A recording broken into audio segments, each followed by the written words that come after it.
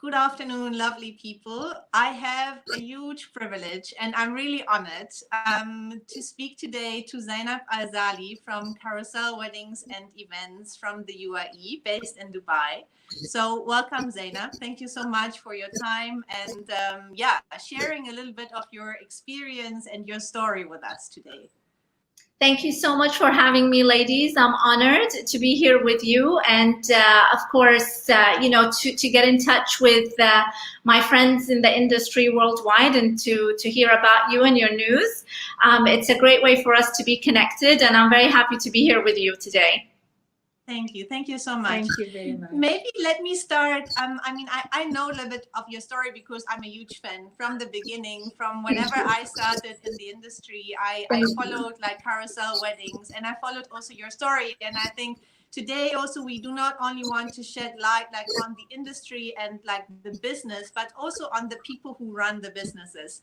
So tell us a little bit about your story as Zainab. How did you get into weddings, or what was like the starting point where you said, this is really an industry for me. I'm really passionate about this and I want to share this with the people around me. Well, it was accidental. It wasn't meant to be. I didn't grow up dreaming of being a wedding planner or wanting to be in this industry. I'm actually an ex-banker. So I went to business school and I majored in finance. And it was something that, my parents wanted me to do, and specifically my father. I was, the eldest in the family and I'm the only girl. And his dream for me was to be a banker. So, as a good girl and as a people pleaser, I listened to what my father wanted. And I went to business school and I graduated and I worked in banks for the first part of my career. However, I always felt that there was something missing, that this was not really my passion or where I wanted to be. However, I didn't know what my passion really was or where I wanted to be. All I knew is that this was not it. I'd always been infatuated with the world of weddings since I was young, not necessarily that I thought that I wanted to do weddings, but I always loved everything about weddings and decorating and flowers. And it wasn't until I actually got married and had my first child that my husband put that idea forward. He saw that, and I didn't realize. Sometimes people see things in you that you possibly don't see. Yeah, that's true. Mm-hmm. And I think from observing me and how I was at home, and how I entertained when we had guests over, he realized that I have a passion for that. And, every time there's an opportunity for me to help a friend or a family member with their wedding, I'm the first person to say, I'll help. And, here am I. And I guess it was, and then, after I had my first child, I wasn't sure I wanted to go back to work from 9 to 5 and miss out on those important early years of being home with him and enjoying my role as a mother. I struggled with going back to work, and I just decided to take a year off to spend it with my son, with my eldest, who is now 19. So that was a long time ago. Where are the years gone? You look almost like a little bit older than 19. I mean, like, yeah. Thank you. Thank you. I'm not as young as I look, but thank you so much.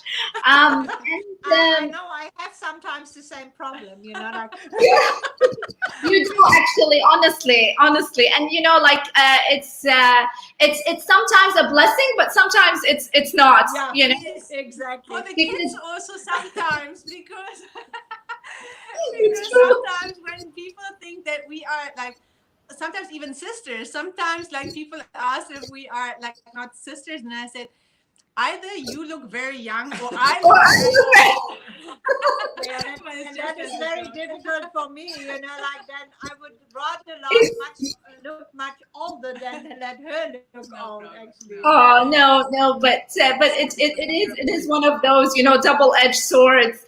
So I took a year off, and by the time my son was a little bit older, I didn't know what I wanted to do, whether I wanted to go back to banking, or I wanted to pursue something new. And it was actually my husband's idea, and he said, why don't you get into event and wedding planning? You are so good at this stuff. You love decorating. I'm a people's person. I love being with people, and I love making people happy. And it's something that I've always wanted to be a part of, which is why banking to me was, because it's not a very entertaining job. I mean, you see people, but it's not really. No. It's a bit of a dry job, I would say. Yes, absolutely. So, it was, he got me thinking about it. And at the time, he was working with an Italian interior brand, and they were opening a showroom in Dubai, and they needed a launch party, basically. Mm-hmm. And he's like, I'll give you your first project. Why don't you plan the opening night for our showroom? And, I took it as a challenge, and I did it. And then I started slowly doing mostly corporate events, just freelancing. And at the time when I started, which was over, almost 11 years ago, wedding planning in this part of the world was not very common. There were actually really, the concept of planners didn't exist in this region. Mm-hmm. You had decorators, you had florists, and you had wedding maybe designers, but you didn't have planners. Usually planning is usually done by the family, and then they work with decorators or florists to then do that, that side of the wedding. So I started with corporate, and I did that for almost, I think, a year. So it was mostly social and corporate events, word of mouth, from people we know, friends. And then one day, just out of the blue, I get a call from a bride, and she basically said that she had gotten my number from a friend of mine, and that she was getting married and needed a planner. And of course, I was like, I've never done a wedding. Here again. An event is an event, exactly. And so I was like, I'm flattered, and I'm happy you gave me a call. I said, but I have to be very honest with you. I've never done a wedding in a professional capacity. I've never planned a wedding for someone, for a client. I've helped people plan their weddings. I helped my best friend. I've helped my brother-in-law, but this would be the first time that I would do it in a professional capacity. Mm-hmm. And her answer to me was, I'm alone here. My family doesn't live here. My husband's family don't live here. I'm new to Dubai, and I have nothing to lose. If you're up for it, I'm more than happy to hire you to do it for me. And that's amazing. So you became her family. Yes, exactly. And that was quite what it was, actually, because she was new here. She had no friends, and, it was just her and her fiance. I ended up going with her, for her dress trials and, her hair appointments and her makeup appointments. And it was during that process that I began to realize how much, I loved, doing that. And I realized that, this is my passion, and this is really what I wanted to do.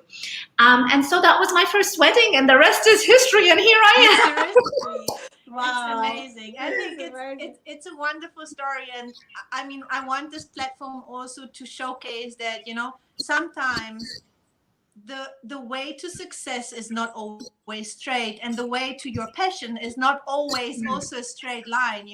You sometimes maybe have to take a detour, or maybe even life throws some stones in your way that you just have to move out the way. But if you have like found your passion, you will feel it. And like, it's maybe not from the beginning, because we hear a lot of stories also I mean, from a European perspective and from an African perspective, that there are parents that, I mean, they want the best for you, they love you, and they just want, you know, a secure job for you, and Yes. maybe Yeah. the best career ever. But maybe this is not really something that you feel as an individual is really what is for you. But 100%. maybe the base that you have at like learning, for example, or being in the banking industry has maybe helped you for your calculation, for like drawing up quotes, like speaking to suppliers, and like just like having a business plan, you know. So maybe even this step, like taking this step and like going through this, has opened some doors that maybe if you would have like followed your passion from the beginning, you would have made some mistakes along the way. 100%. You could like avoid like by doing this. And even I very often say I have made a good investment with my money in her studies, and we also forced her a little bit to study what we maybe hoped it would be best for her, and it helps us now in our business very much, because I mean that is 20 years younger. And she studied a lot of things in a different way than it was like almost 20 years back. So I think it is a very good add-on. Mm-hmm. Yes.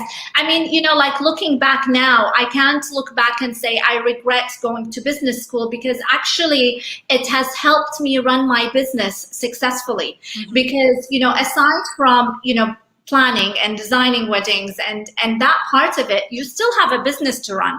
And you know, you have to manage employees, you have to dabble in marketing, you have to, you know, finance and accounting. And as a business owner, these are all you know, skills that are quite important. And if I didn't have those skills, I might have not been able to run a successful business, because I would have failed at that side of it, or I would have had to perhaps bring in people to do it for me. Whereas, you know, in my case, I've been able to manage both sides quite well because of the skills that I learned back then. And, you know, I'm a firm believer of everything happens for a reason. And you know, your path is, you know, it's a series of dots, and you always look back and connect the dots. Never question why things happen, or, you know, because one day you'll look back and understand why that had to happen to get you to where you are today. Exactly. So, and it's never too late.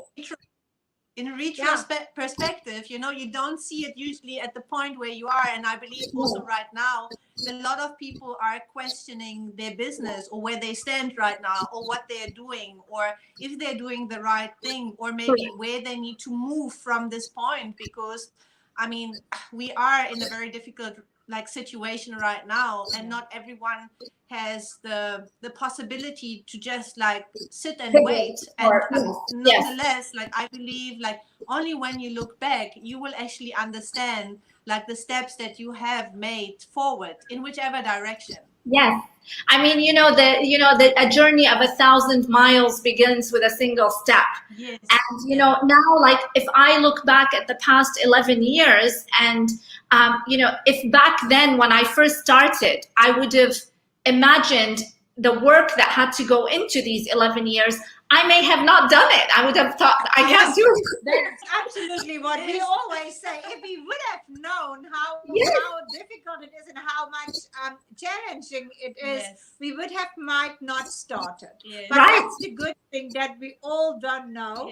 We are thrown in, and we have enough passion to actually just swim in the cold water. Exactly. Like, yes, one day at a time. And, you know, like, honestly, you know, like the situation that we're in today, and, you know, I think most of us struggle to find the silver linings, or, you know, how can any good come out of this? But none of us know. Really. I mean, maybe a lot of good is going to come out of this. Maybe a lot of us are going to conduct ourselves and our lives and our businesses quite differently. And this might actually be the reset button that everyone talks about, but it doesn't necessarily have to be bad for you. I mean, I'm today, like looking at ways that I can, change my business or pivot my business in a way that I don't have all my eggs in one basket, maybe. Because it's very good. And we see this actually right now. Having two businesses. I don't want to say it that way, but it saved a lot of our business in a certain way. You can, like, if one business has not the full capacity to work, you can still carry on and with the other business and actually generate income. 100%. Yes. And I think a lot of people, this is the same what actually the strategists and bankers maybe tell you, how you actually have to invest your money, not only like at one point. Yes, diversify. We maybe never saw it that way for businesses, but maybe in the future we have to see it that way for businesses as well. For sure. And I think it also kind of, sometimes you dabble with ideas, but because you don't really have to, like business as well, and you're busy and you don't have time. This maybe forces you, again, pushes you outside your comfort zone a bit, and kind of maybe forces you to realize new dreams. Because you might have had to put them on hold because you've been so busy, you haven't really had the time to pursue them. And you keep postponing and pushing, and this has given you the opportunity maybe now to say, you know what, now is the time. Those things that I've been wanting to do for the past 5 years, now is the time to do it. And I guess, like I said, it's, for me, the bigger realization was, yes, we've always said that weddings are recession-proof, no matter what. We didn't realize that they're not corona-proof. But it's like one of those things. Like, weddings are recession-proof. People will always get married. And it's true, because I don't think people will stop getting married.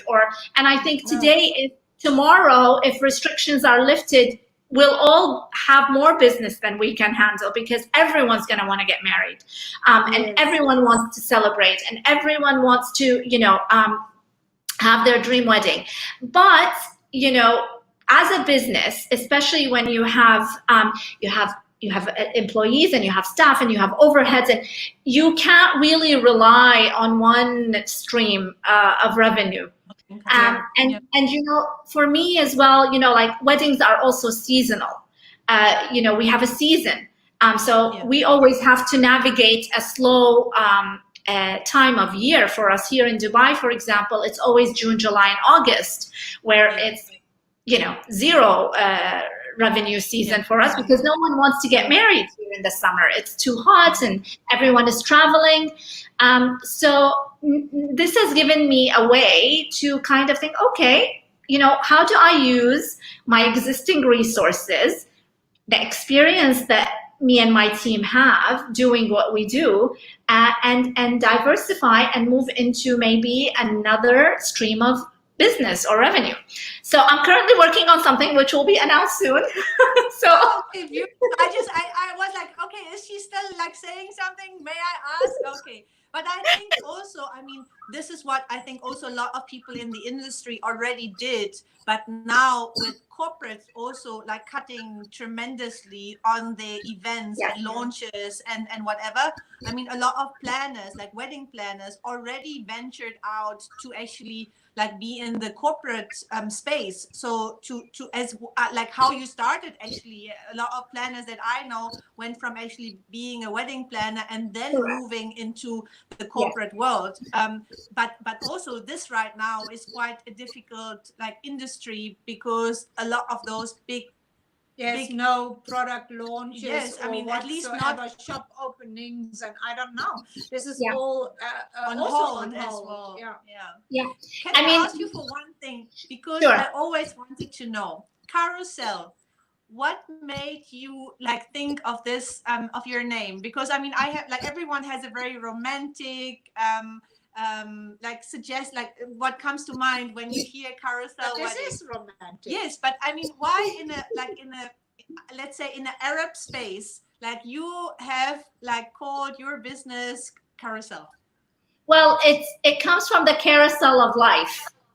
So we basically think of, weddings and embarking is that, that's the first step in the carousel of life. So that's where the name comes from. That's interesting. I have actually in my mind, and I'm very visual, one of these old carousels, with the horses like that. Yes. Romantic. That's what I wanted to know. Yes, that's what I wanted to know. Yes, that's exactly it. And also, I'm a big believer in karma, and what goes around comes around. Yeah. And for me, the carousel, it resembles that as well. It's, what goes around comes around. Put out good, you'll get good. It's just, it's all beautiful part of symbolism. Yes, exactly. Yeah. Tell us a little bit, I know like about Dubai, but tell us a little bit about your clientele and the way how you actually do business in Dubai or generally in the Middle East, because I know you don't only work in Dubai, but you work also across borders in the Middle East. Yeah. So for people in Africa, I would say generally, or maybe even from Europe, I mean, Middle Eastern weddings are always something that comes out of the dream. Yes. But tell us a little bit more about like how maybe also from the way how you started, because this is, I think, also very interesting for a lot of like passionate entrepreneurs and people who may want to follow your footsteps in a way to say, like, how did you get to like really do royal weddings, really like very elaborate, gorgeous, most beautiful weddings, like from my liking. But how, like, was it difficult or was it easy, this step, or what led maybe into this, like into the clientele? Yes. Okay, so being a wedding planner in Dubai, we have the the privilege of being able to work with people from all over the world, being the diverse city that it is. Of course, it's strategically located as well, and it's kind of become a destination within the region for a lot of Middle Easterners to host their weddings in. Of course, accessibility and the amount of luxury wedding venues as well adds to all of that. Middle Eastern weddings are, I think, one of the most colorful and diverse weddings in the world, because of course when people think of the Middle East, they think of one homogeneous group of people, but they are not. Very, very different. You've got the Levant, which is like Syria, Iraq, and like Jordan, Lebanon. Then you have the GCC, which is the UAE, Saudi Arabia, Bahrain, Kuwait, and then of course you have Iran, which is also part of the Middle East. And then we have North Africa, which are also considered Middle Easterners as well. And within East Africa.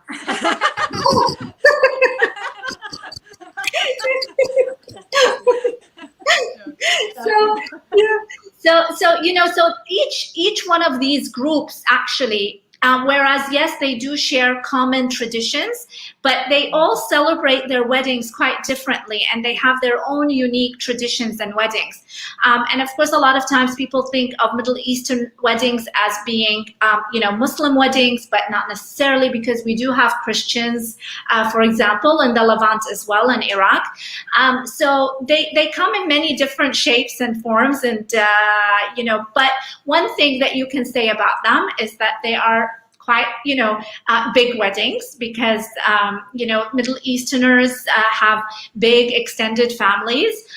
We're also very big on hospitality, and, a wedding is one of the ways as well to include as many people from your community as possible to celebrate that wedding.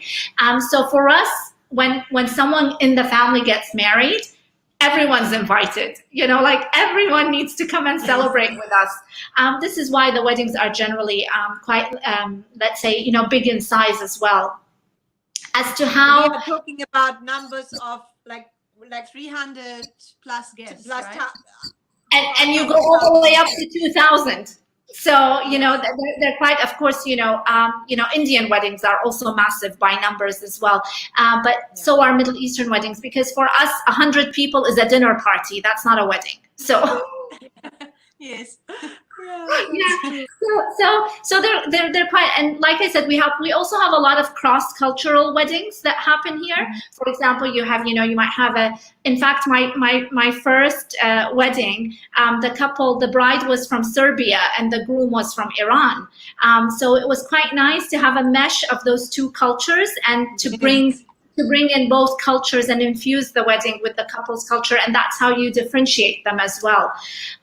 So it's quite interesting because you get to work with people from different cultures and traditions, and you learn so much about what makes a wedding different and unique for all of these people.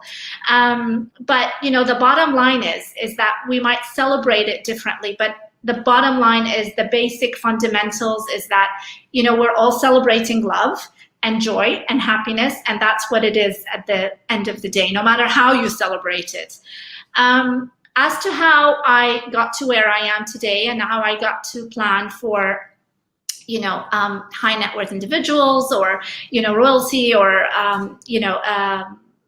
basically the luxury clientele, I'm going to be very honest. It wasn't one of those intentional things that I want to plan for these kind of people. For me, I'll plan anyone's wedding. If anyone wants to, work with us, we're going to work. I've done weddings for 15 people. I've done weddings for 20 people. For me, it's not really about, the type of client that, I'm planning for. So I treated each one of my weddings and each one of my clients like they are royalty and like they are my only client.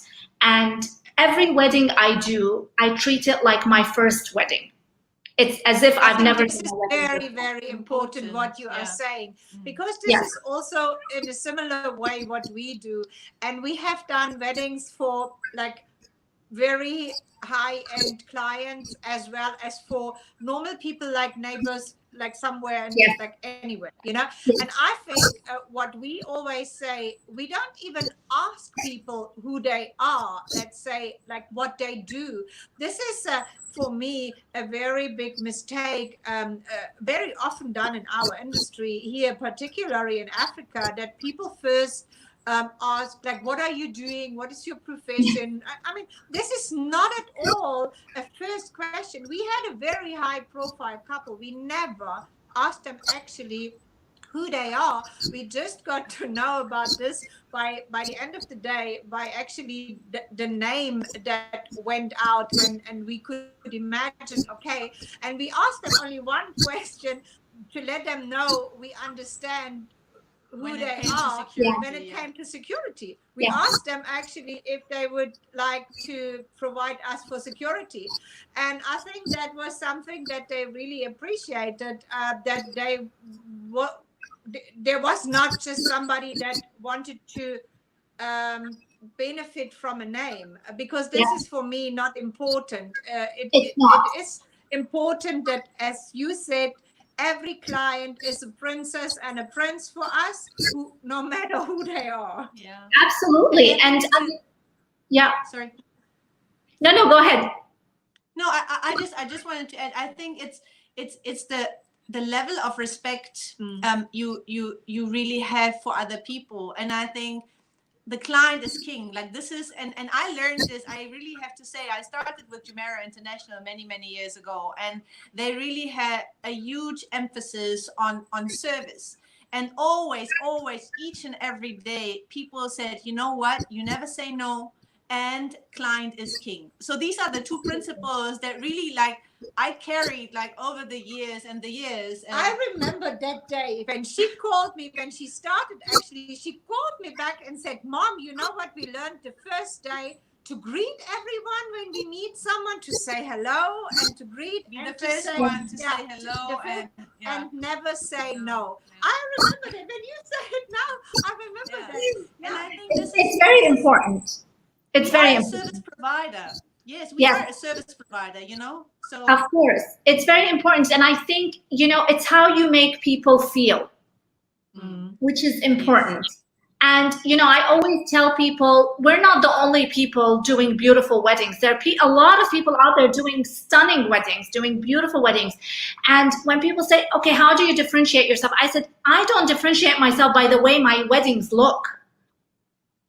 You know, it's the experience that I give my clients. And this is how I get business. I don't get business because people look at my weddings and say, oh, that's a beautiful wedding. Because again, we are flooded with beautiful weddings. I mean, you know, like you go on Instagram and you're bombarded by a lot of, you know, people and designers, and some people do gorgeous work. But really, the client, and I think especially, you know, like the millennials and the new generations, they are after the experience. Yeah. And I can tell you one thing. I just remember, like 2 days ago, we've got actually a very huge compliment. We had a bride. She got married with us a couple of years back, and she contacted us and she said she has a new project, and we didn't really know what it means. So she told us she get married again. So the first marriage wasn't working out so well. And she said then, while she called, actually, while we were talking to her, she said, when the question was popped that we get married again, like I had no other idea than you, because because you have done such an incredible job. So I mean, and I said, I mean, this is now in confidence. I said to my mom, I'm not sure if I would have called the same planner that did my first wedding again.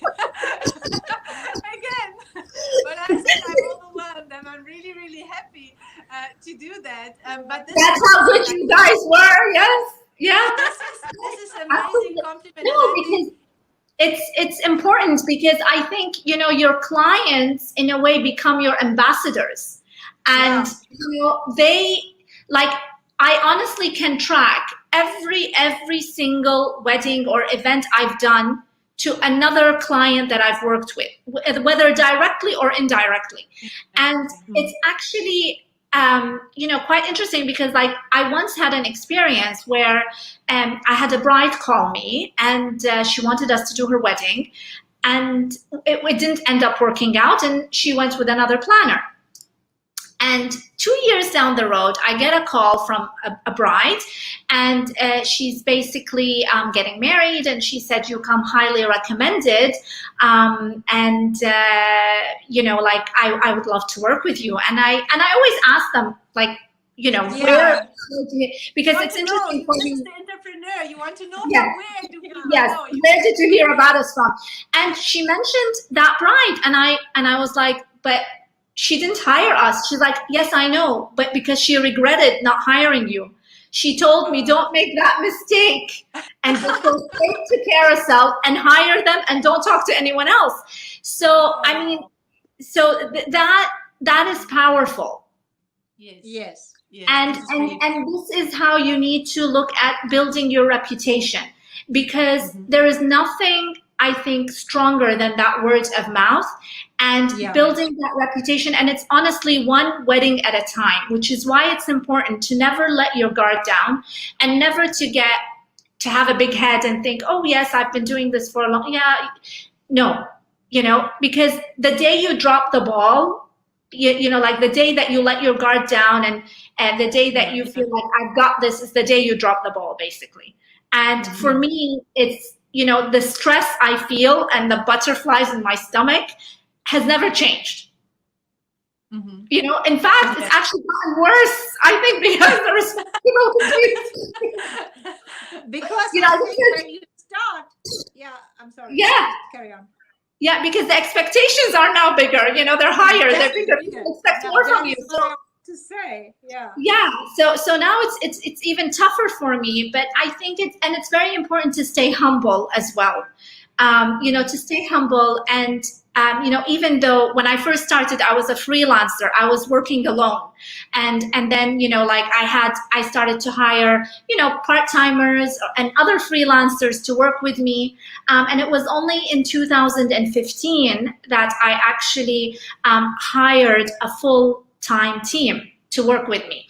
And even though I have a full-time team, I'm still pretty much the main point of contact with our clients.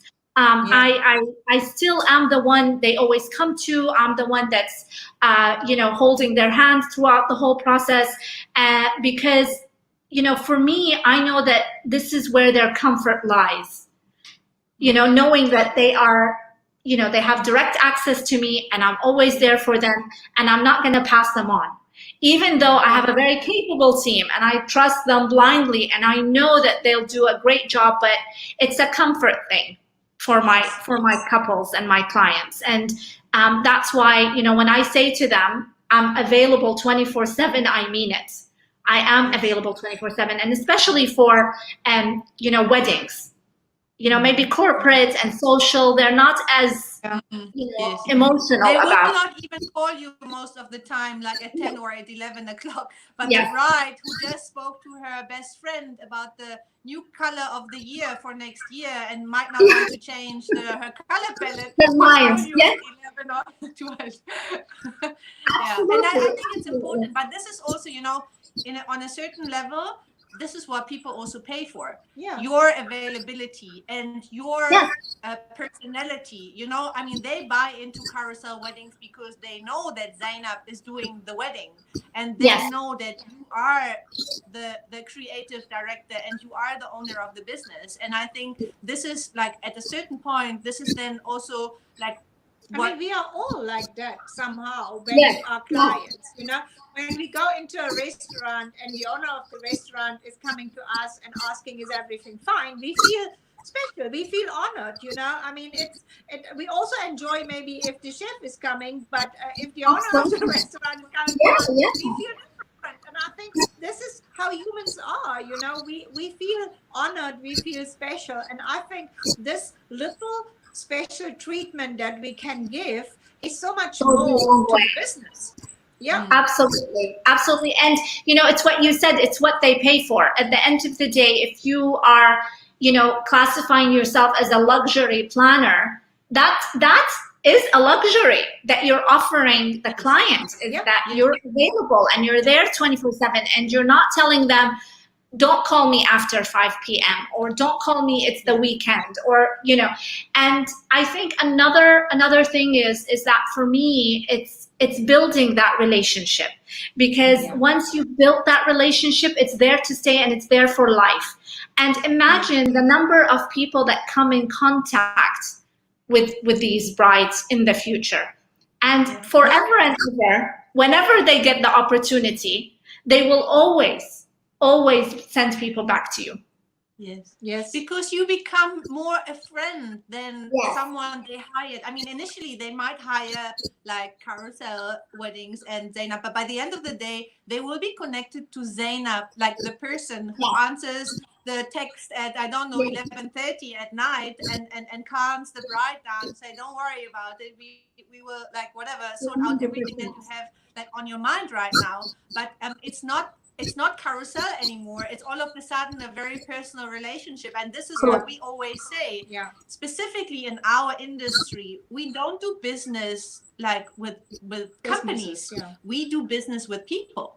And I think this makes a huge difference if we have this perspective, at least. Like, it's no longer like a B2B business or like even a customer to business perspective. It is like, you do business with me and I want to feel comfortable and I want to feel appreciated, and like in a way, like, whether I'm happy, whether I'm sad, whether I have anxiety in text or whatever, I want you to actually like calm me down. And to be honest, a huge part also of a planner's job is to be a psychologist in a way, to really like in a good, like in a way that I say, you just have to be like there for people, if they want to talk, you need to be there to listen.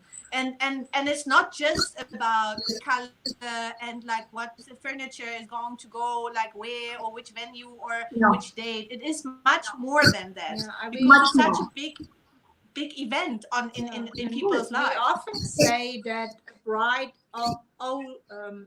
owns us actually for the time that we are working with her.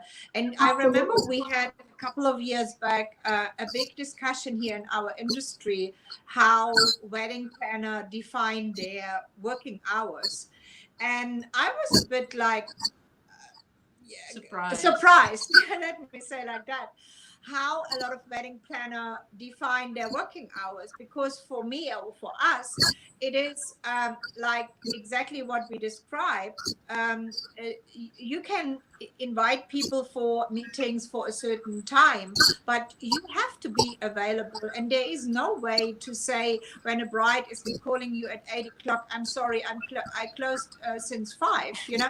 But that has happened, you know, and I was speechless. And I say you cannot do this, and particularly not if you are in a certain level of the industry. That's just not possible. And I think that's very important that you raise this point. Yeah, I mean, I honestly haven't had a proper vacation since I started my business, because even when I go on vacation, I can't really be on vacation. So this is the first time that I have a vacation. Thank you, Corona. Yes, thank you. But I'm done now. I miss my job. I need to get back to work. Yes. I mean, just to on this personal note, I think for a lot of people in our business, like in the events business, in a way it was a blessing, because we were just super busy, and we really never took also time to take care of ourselves. I think as bad as Corona is also economically and for our businesses, on the flip side, it has created some time for us that I think a lot of us needed. To just breathe, you know, to just like be with their families. I mean, we had cooking, baking, we had Easter. I mean, we had Easter around. I know that a lot of people in our industry were never at home at Easter. You know, they never like spent time with their families, with their kids, like hunting Easter eggs or whatever, because Easter was one of the biggest times for events, because long weekend, holiday, and everything. So for a lot of people, they also said in a way they enjoyed it, even though it was like not really enjoyable. But for them, just on a very personal note, I think that was a good time to just also re-energize and like recharge your batteries. But I think also now it's the time to get moving again. I mean, I think maybe, and it also kind of showed us that maybe we need to try and get that balance in our lives as well. You know, because we're all in that cycle, in that vicious cycle, and you know, we forget to take a moment to breathe and to also remember that, you know, we have to take care of ourselves and take care of our families. Like for me, one thing that honestly stood out was, I realized that it's been months and months of our family not having a meal together, because everyone is so busy. You know, my kids are at school, my husband works in Saudi Arabia, I'm, you know, here, and everyone eats on their own at a different time, and but not on one table. And not on one table. And and it kind of it felt like, wow, like we haven't had a meal together in forever. And it's the simplest thing. I mean, it's the simplest family thing that is there, you know. So it shouldn't be a big, like, it's not going on vacation together to find time. It's really like just be at home and exactly. And it's about prioritizing as well. Yeah, I want to ask you also, like, we have spoken a lot about weddings and how it all started, but just recently you have hosted actually a very big event for the event industry, and engaged actually in Dubai. How this was different from whatever you have done before, and how challenging it was, because having the the creme de la creme of the event industry, it is quite pressurizing, I would say. Yeah, well, actually, planning Engage for me was a dream that I've had for quite a few years. I think since I attended my first Engage, it became this obsession and dream to one day bring Engage to Dubai. And of course, there was a time where I was like, it's never going to happen. Like, how am I going to bring Engage to Dubai? But I mean, it finally became a reality. And when it was set and it was like, okay, Engage is coming to Dubai, I had a moment of, oops, what did I do? What did I wish for? Like, I didn't think this one through. It's actually, I think for me, it was one of the biggest challenges of my professional career. It was a challenge because, of course, with what you just said, I am no longer planning for, amateurs. It's not, it's one thing to plan for people who are not planners or not designers or, and impressing them. And something else is that you have to plan and impress the world's best planners and designers, right. and people that have they themselves done amazing events. They go to amazing events, and it was just that realization that I am probably going to be scrutinized. Everything is going to be nitpicked because that's what I do. That's what I do when I go to an event or a wedding. Like whenever we go to a wedding, my husband has to remind me that this is not your wedding. This is not a carousel wedding. Just, take off your planner hat and just sit and enjoy the wedding. Stop pointing things out, because I think you do it as well. We notice everything. Like, this is not supposed to be done that way. This is, this is not right. This is. So I'm like, oh my God, like I'm going to have 250 of them,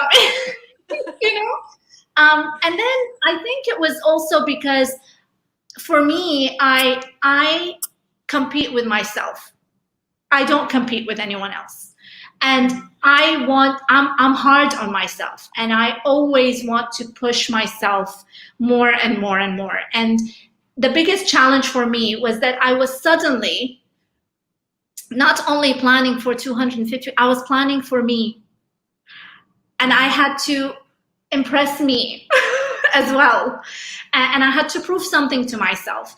So it was challenging that way. And it was extremely stressful time for me because I was also managing my clients and my existing business, because Engage happened during a peak time for us, which is March. Little did I know that was going to be the last thing we do. The last time, yes. Yes. And Can also, you have done an amazing job. Like, really, I mean, you outdone yourself in that way. Thank you. It was like stunning what I have seen. I have seen the last part, but I mean, that was the icing on the cake.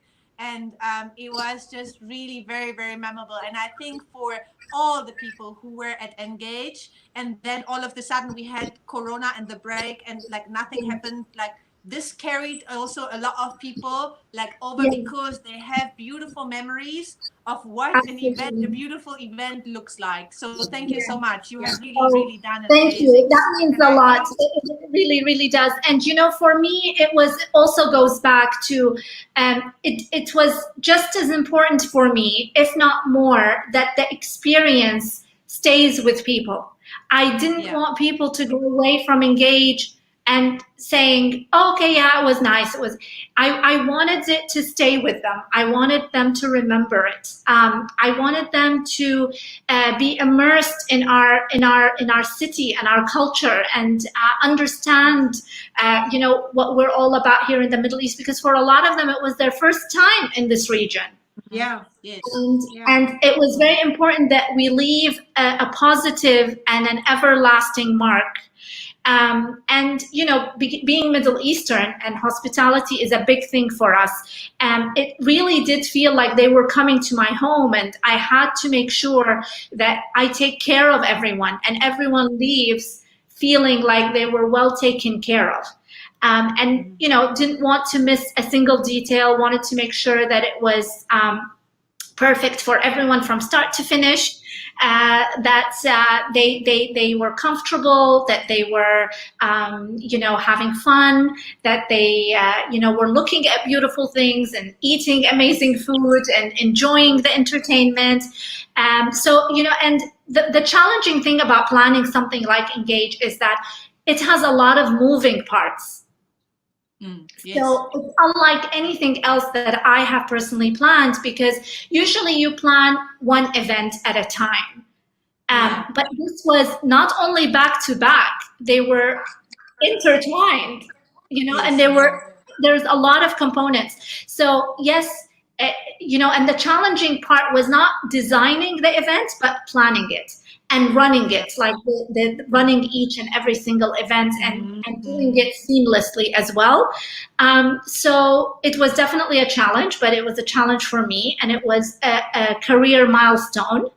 And it was something that I had dreamt of doing and wanted to do, and I feel blessed and honored that I was able to do it. And of course, for me, it's just bringing people to our part of the world and for them to experience it and see it. Now, you have done a wonderful job, and I have only seen it on pictures. I mean, Alfie was there on site, but what I have seen is just like, I can say wow. And I must also be honest, I enlarged some of these pictures just like to see how it was done. How did you do it? How did you do it, actually? Like, particularly the flower pots, like I wanted to see, and I mean, like, this is what you say, like that's what we do when we see something. We wanted to get behind, specifically when you see something beautiful. Yeah, exactly. And this is the great thing about our industry is that we inspire each other. Yes. And we have to inspire each other, and we learn from each other, and we get inspired, and every one of us brings something to the table and brings a certain aesthetic and design and look and feel. Yeah. We all have our signature touches, and this is why when people say, who are your competitors, I'm like, I don't think of people in my industry as my competitors, because at the end of the day, we all have our unique style and our unique aesthetic. And just like a person might prefer one restaurant over another, it's the same with us. I mean, somebody that likes my aesthetic might not like someone else's, and vice versa. Yeah. But no one's taking away any clients from me, and I'm not taking anyone's clients. No, we don't even, we say always, we don't even use the word competitor, because for us, nobody is a competitor. Who can compete with us? Because everyone is different. We only have colleagues. It comes again also to the personality, I think people buy into people. Like, they buy into like someone they click with, and like they might not click with you or with me or with someone, but the people who will come to us and who will like commission us to do their wedding, they click with us because we speak a certain language that we understand, and they like what they see when they come to us or to someone else. And I think this is the reason why, like, we also cannot really be competitors in a way, because we are all different, and even sometimes some people like to speak more to me, some people like to speak more to my mom, because and I mean, we are mother and daughter, and there's no big difference, but it's a chemistry way how we deal with people. And this is and I think this is can I ask you, like, more or less, like, going a little bit towards the end, going to your flowers, because I know that let's say your biggest USP as well, also in Dubai and in the Middle East, is that you have not outsourced your flower design. You have maybe even insourced the flower design, and you're doing this like yourself. Tell us a little bit about like the idea, or how you got into like doing this, or why you think it is a competitive advantage maybe to come up with a more coherent and a more beautiful design for your clients. Yeah.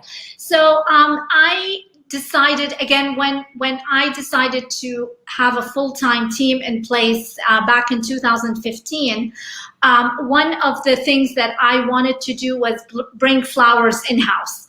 Up until 2015, I was working with an external florist for all our flowers. And one of the reasons why I made that decision was because I wanted to control the creative process.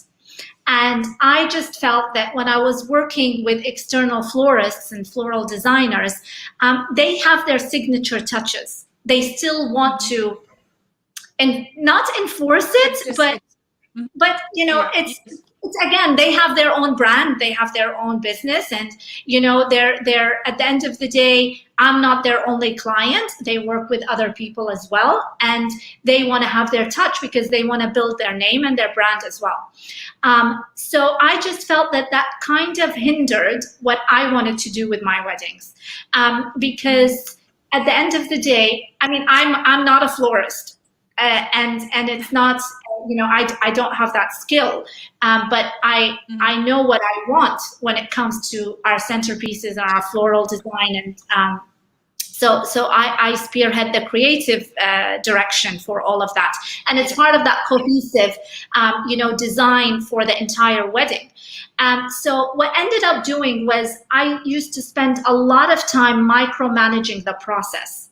So even though I was outsourcing it and paying a premium to outsource my flowers, I was having to do a lot of the work in the sense that I was finding myself having to design the centerpieces myself, find the structures that I want to do them externally, you know, or purchasing the accessories and the vases myself, and then taking it to them and telling them exactly how I want them to do it. What I want.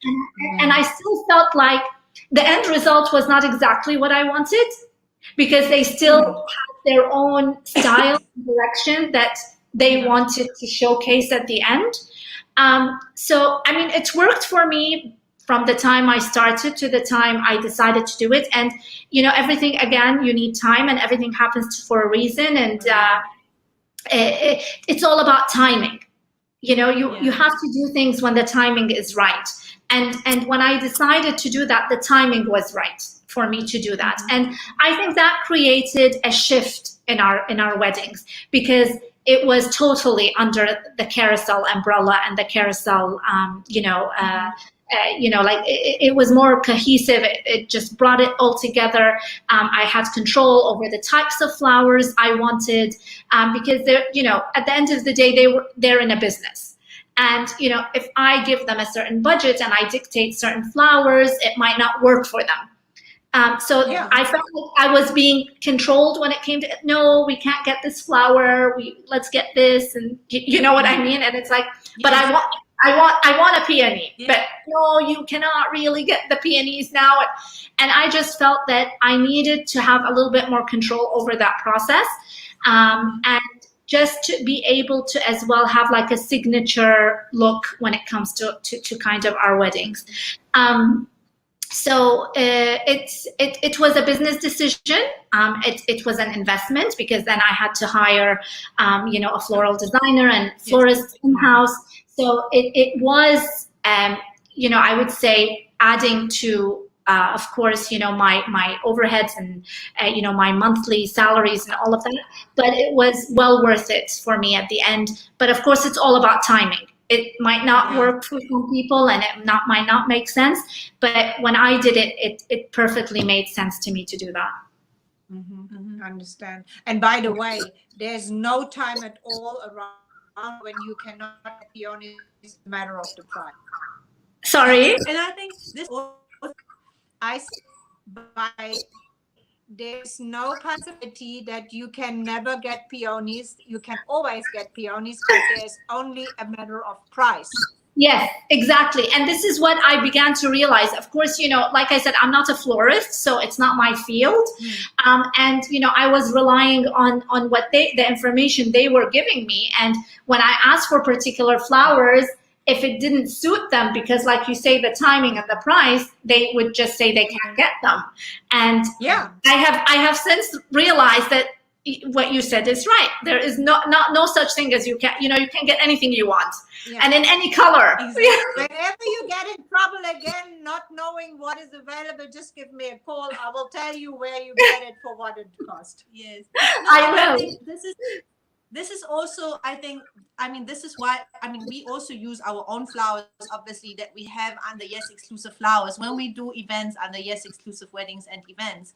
And once you do that, like as a business, I think it has two sides of the things. The one thing is a lot of the things that you do for a budget, but there is also a lot of the things that you do for a certain style to just achieve a certain look. Yeah. If there is a bride that comes that has a certain idea and you have agreed to do that, whatever it costs at that certain time, you just have to do it. Maybe you have to cut at a different angle somewhere where maybe, I don't know, in a different way.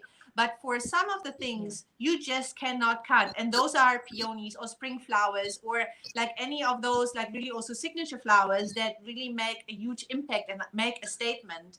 And we also say we do a lot for a good picture. So it is not always obviously it needs to be in a proportion. But sometimes I also feel, and also in our industry, it's very easy to say it's not available, or it's not there. They would know. They would trust you when you tell them. They would know otherwise. Yeah. Yes. And very often we get actually phone calls. We trade to the florist and to wholesaler with our flower trade. But very often we get calls from brides. They see on our Instagram or on our Facebook what flowers actually we offer, we promote. And then they ask us, but listen, these flowers are not available right now, or this is a question. And then we say, no, they are available now. Yeah, but my florist told me they are not available. And I said, no, maybe you can link your florist to us. So this is exactly, and this is what I was facing. And I think, Elfie, what you said makes sense, because sometimes the design requires a certain style of florals, and my design cannot come to life if you don't get me those specific flowers, and I can't achieve the look I'm after. You can't tell me that okay, I'll give you hydrangeas and garden roses, but this is not my look. Hydrangeas won't work for me. I don't want hydrangeas, Yes. So, and even if you can get double the number of hydrangeas, you don't want.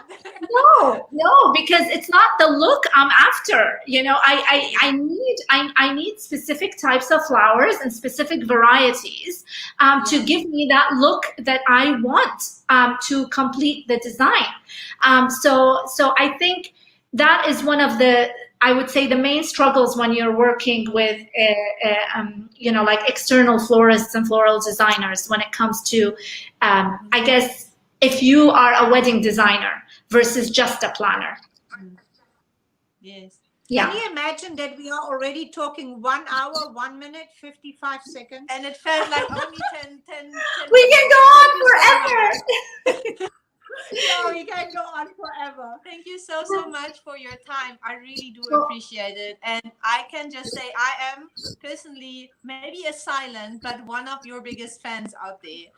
You are Thank you. As a start, I'm such a big fan that I even once wanted to get a job at your company, and I know you do not even remember that, or maybe even haven't even seen my application, but you are really one of the Middle East finest wedding planning agencies, and also Engage. What you have done for the industry was superb. It was more than fantastic. What I can just say, what I have seen there, it has left a lot of people speechless, and I think that is the huge compliment, because a lot of the people, as you rightfully said, have seen a lot or are doing a lot themselves. So it really has given me a completely different also idea, and inspired us also for a lot of new things. And I think you have shed a beautiful light on Dubai, on the Middle East. I mean, it's also very close to my heart. Yes. It's a beautiful city. It's a beautiful country. It's such a diverse space where a lot of people can find themselves in, and also it's open for a lot of opportunities. I mean, Absolutely. right now, I know also in Dubai, it's not easy for events. It's not easy for weddings. Like a lot of people don't know when things can happen in a normal way, whatever new normal is going to look like. But I wish you the best of luck. I wish you with your new Thank venture you. that you're going to announce, and I'm going to follow closely what this will be. Yes. All the best of luck Thank and you. success. Thank you And so much, stay lady. safe. Thank you. I mean, I'm really honored and I'm so grateful to have had this hour with you, and I've really enjoyed it. And thank you for your kind words and thank you for your support. I really appreciate that a lot. And I really hope that I get to see you here in Dubai soon. And hopefully we can all get back to work and go back to creating beauty and keep inspiring each other and everyone around us as well. So thank you so much, and all the best to you too, ladies, and keep me posted on how things go in South Africa. Thank you, and you are most welcome to come here whenever you like. And I also want to invite you, maybe, or to encourage you, if you ever want to have a wedding in South Africa, because we just like recently launched a campaign like to introduce Africa to the world, because a lot of people have not a real good idea what Africa actually is about. But there's also a lot of luxury, a lot of experience, a lot of unique high-end services available. So we would be very happy to have you and your couples here. Or even just for a vacation, it's beautiful. I'll take you. I'll take you up on the vacation offer. Yeah. Well, no, I think once we come out of this, for sure, I think everybody's gonna want to get back to traveling, and everybody's gonna want to do destination weddings again. So definitely, we'll keep that in mind for sure. Wonderful. Thank you so much. Stay safe, and all the Bye very best to you. Thank you. Keep well. Thanks. Bye-bye. You too. Bye-bye. Bye.